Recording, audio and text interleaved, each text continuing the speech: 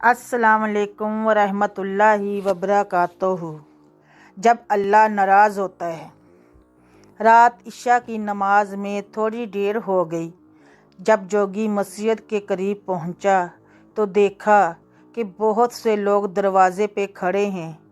جوگی سمجھا نماز ختم ہو گئی، لیکن اندر سے امام صاحب کی پرسوز آواز میں قرأت کی آواز کانوں سے ٹکرائی تو حیرت سے ان 25-30 افراد کو دیکھتا ہوا جلدی سے جا کر جماعت میں شامل ہو گیا۔ بعد از نماز امام صاحب نے نماز جنازہ کا اعلان کیا اور شرکت کی درخواست کی۔ تب جوگی کی حیرت تمام ہوئی کہ مسجد کے باہر مجمع نماز جنازہ میں شرکت کے لیے آیا ہے، اور پھر جب نماز جنازہ کے لیے صف بندی ہونے لگی تو وہ افراد بھی مسجد سے ملحقہ جنازہ گاہ میں داخل ہو گئے اور صف بندی میں شامل ہو گئے۔ لیکن جوگی نے یہ پہلی مرتبہ نہیں دیکھا، بارہا دیکھ چکا ہے کہ لوگ میت کے ساتھ مسجد تک تو آ جاتے ہیں، لیکن نماز کی توفیق نہیں ہوتی، باہر ہی کھڑے رہتے ہیں، نماز ختم ہونے کا انتظار کرتے ہیں۔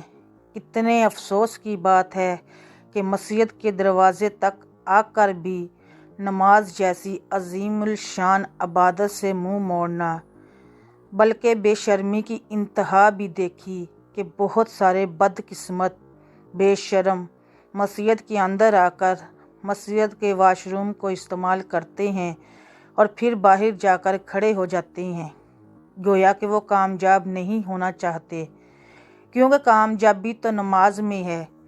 5 بار اللہ پاک کی جانب سے مؤذن تو یہی صدا لگاتا ہے، حی علی الفلاح، آؤ کامیابی کی جانب۔ اور جب ہم سب کا خالق کامیابی کے لیے مسجد بلا رہا ہے تو یقیناً کامیابی مسجد ہی سے ملے گی۔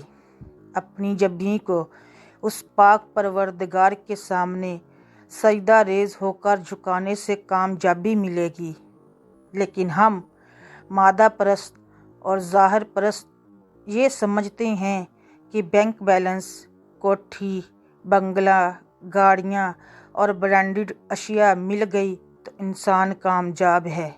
نہیں، ہرگز نہیں، کامیابی نماز کو چھوڑ کر ممکن ہی نہیں۔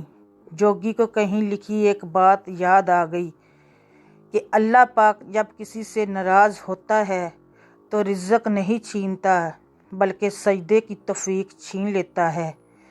ایک جھرجھڑی سی لے کر اللہ پاک سے فریاد کی، اے اللہ مجھ سے کبھی ناراض نہ ہونا، آمین ثم آمین۔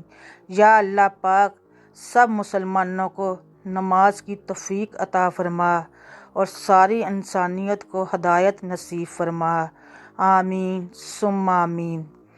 دعاؤں کی طالب، نمرہ احمد۔ جزاک اللہ۔